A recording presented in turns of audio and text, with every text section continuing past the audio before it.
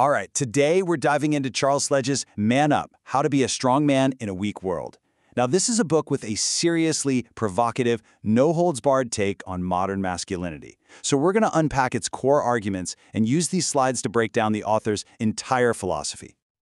So right out of the gate, Sledge hits you with this really controversial premise that pretty much sets the stage for everything else he's going to say. His whole argument is that society has become hostile to traditional manhood, and he claims that the modern male has just lost his warrior spirit. Okay, so first up, let's look at the author's diagnosis of the problem, a world that he sees as actively hostile to men. We're going to break down exactly how he defines this crisis. So Sledge's take is that our world has become, and this is his phrase, neutered and sanitized. He argues that boys are basically taught from a young age that their natural innate masculinity is something they should be ashamed of. And he believes this suppression leads directly to a generation of men he would describe as weak and just ineffective. So, if that's the problem Sledge is seeing, what's his solution? Well, he lays out this really stark framework for understanding the world, which brings us to his model of prey, predators, and alpha predators. And this right here, this is really the core of his whole philosophy. Sledge sees the world as this brutal, kill or be eaten kind of place. He's arguing that deep down, humans have this animal nature, and we're all constantly competing for dominance, for resources, and just for plain survival. It's a pretty intense outlook, and it is absolutely central to his entire argument. Okay, so based on that worldview, he basically sorts all men into three buckets. First, you've got the prey, and he claims this is the vast majority of guys out there. They're docile, sheltered, and just easily taken advantage of. Then there are the predators. These are the thugs and the bullies who feed on the weakness of the prey. And finally, at the top, you have the alpha predators, the lions of his world. These are the elite, dangerous men who, in his view, you just don't mess with. And this is a really key distinction he makes. You got to get this to understand his point. On one hand, you have what he says society calls a good man, which he describes in his words as a feminist, tolerant, and ballless man. But on the other hand, you have his ideal, a man who is good at being a man. He argues this guy embraces his true nature and is actually hated by society because, well, he's hard to control. So that leads us straight into his actual prescription for how to develop this type of masculinity. And it all starts with a specific way of thinking that he calls the I am dominant frame. So what on earth is a frame? Well, Sledge defines it as your personal version of reality. Think of it like this. To be dominant, he argues, you have to have a stronger, more unshakable frame than the people around you.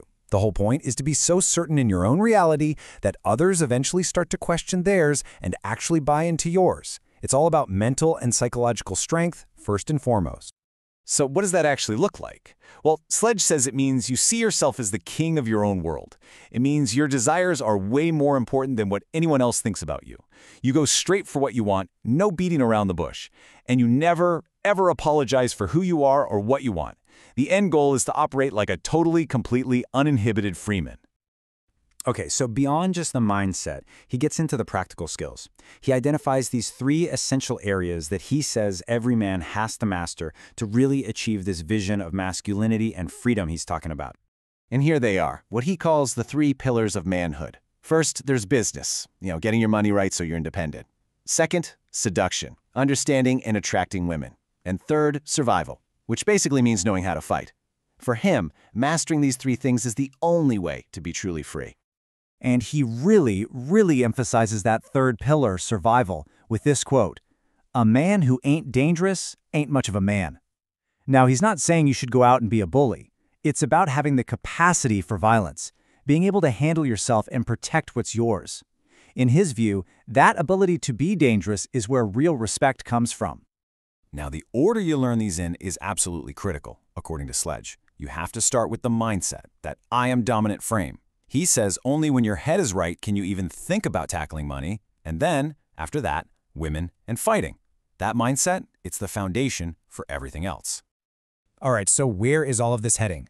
After the problem and the solution, we get to his big call to action for the reader. And here's the core message of the whole book. He's calling for men to stop being what he calls, his words not mine, castrated slaves living in a system designed to keep them down. Instead, he's urging them to become the barbarian, the warrior, and the king that he believes they're all meant to be. It's really this journey of taking back your own power from a world that he thinks is trying to crush it. And really, the entire book pretty much boils down to this final direct appeal from him. It's time to reclaim your masculinity. It's time to reclaim your freedom. Life is too short and too precious to spend any part of it a slave. That statement right there really encapsulates his entire philosophy. So, there you have it. That's a full breakdown of Charles Sledge's Man Up. It's an aggressive, really unapologetic framework for what he sees as masculine fulfillment. And that leaves us with one big question to think about. What does a philosophy like this, and the fact that it appeals to people, reveal about the modern anxieties surrounding manhood today?